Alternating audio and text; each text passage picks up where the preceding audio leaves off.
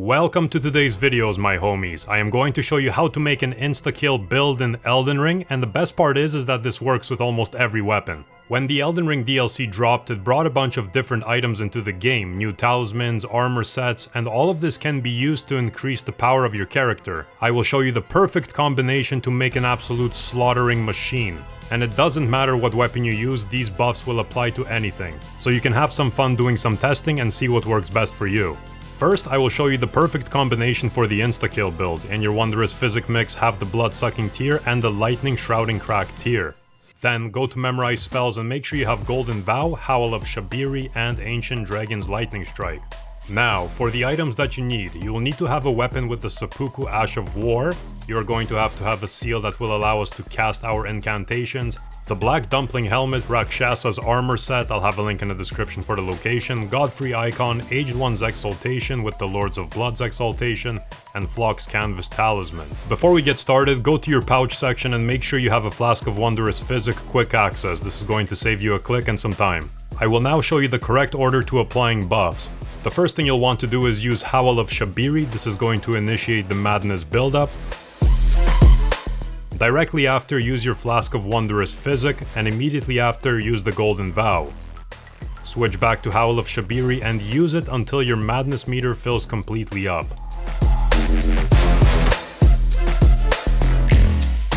The second your Madness meter fills up, go into your Equipment tab and swap the Black Dumpling for the White Mask. Now you will want to use your weapon to apply Seppuku. This is going to give us blood loss.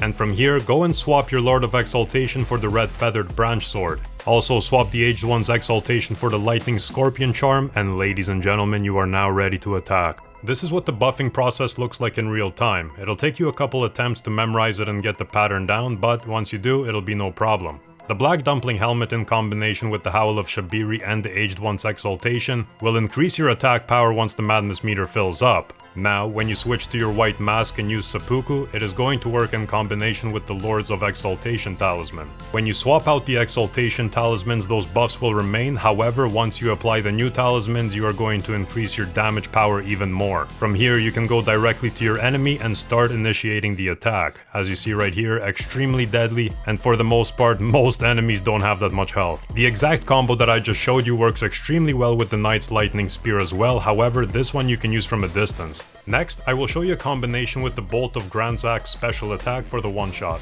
I personally love this one because the enemies can't even get close to you. No matter what build you are trying this on, the premise of the build works the exact same way for everything. The only thing that you have to manipulate is either your Wondrous Physic Flask tiers, depending on the weapon you are using and its attack style, and the talismans that you swap out in the last step. In my case, since I'm using the Bolt of Granzak's, I will be using its special attack.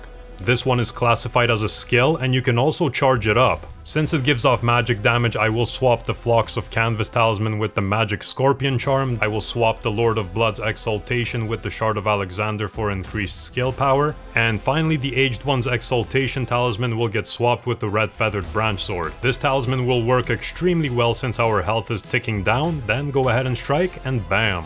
We obviously have to include a melee build, so in my case I'm using the Anvil Hammer. In the previous builds, we used the Godfrey's icon to enhance charged spells and skills, however, this one doesn't have a charged skill. In exchange, I used the Two-Handed Sword Talisman. Also, I swapped the Lord of Blood's Exultation for the Shard of Alexander, and the Aged One's Exultation for Radagon's Soreseal. Depending on the weapon that you want to use, you will have to play around with different buffs and different Wondrous Physic mixes. But once you have the premise down, the world is yours to explore, my friends. Thank you for watching, have an amazing day. Peace.